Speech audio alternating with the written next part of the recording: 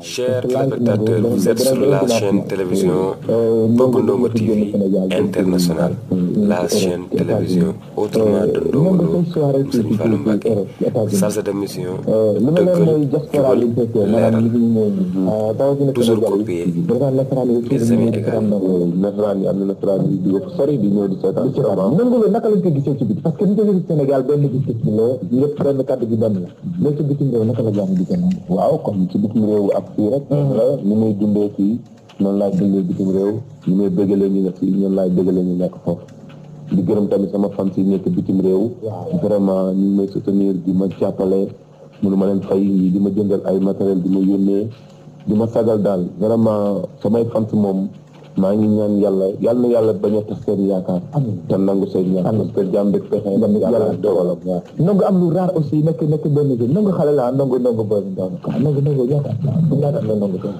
loolu ñu ngi toll ci ay 28 ans 28 ans jëm 29 wala amagul sax fanweeri at loolu xale bu ndaw nekk ci musique yàlla def ci barke am lu xaw a spécial nangu chaque soirée nga gis benn artiste bu mag maa ngi koy wax sànq mercredi Salam Diallo ak Mbaye Dieye Faye ñëw ci xale mu nekk benn bopp bu doy waar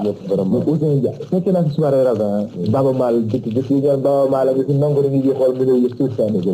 mu nekk artiste yoo xam dañuy jafe mais dëkk bi ñëw soirée nangu loolu di ko seetaan di nekk xam dañu bëgg dëgg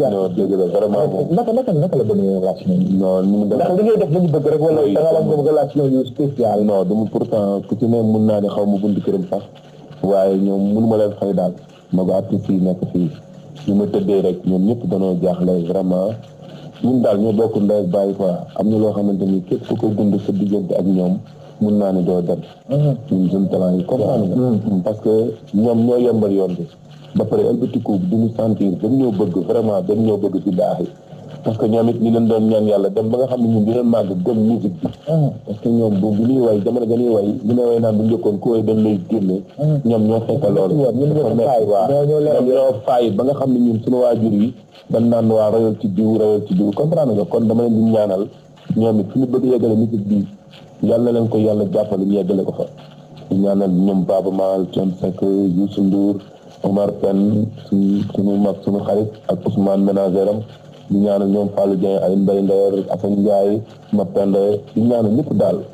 yal na leen yàlla yokku ñu yegg fi ñu jëm amiin loolu am na solo ñu déglu léegi waaw bi nga gis naa ne mooy liy teg histoire nangu la waaw bi moom mooy tijji li ñuy wax naan doomu tukulóor bu dee jooy dañ koy nax doomu joolaak yooyu ñu ngi dëkk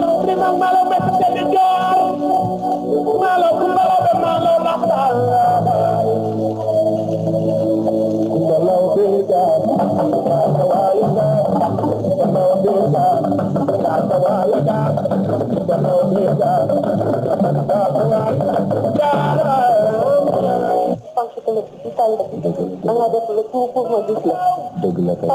dëgg la wax nga dëgg léegi nag man dama bëgg ñuy jokkoo daal ndax fi mu ne nii te avancement rek laa bëgg dama lay ñaanal foo toll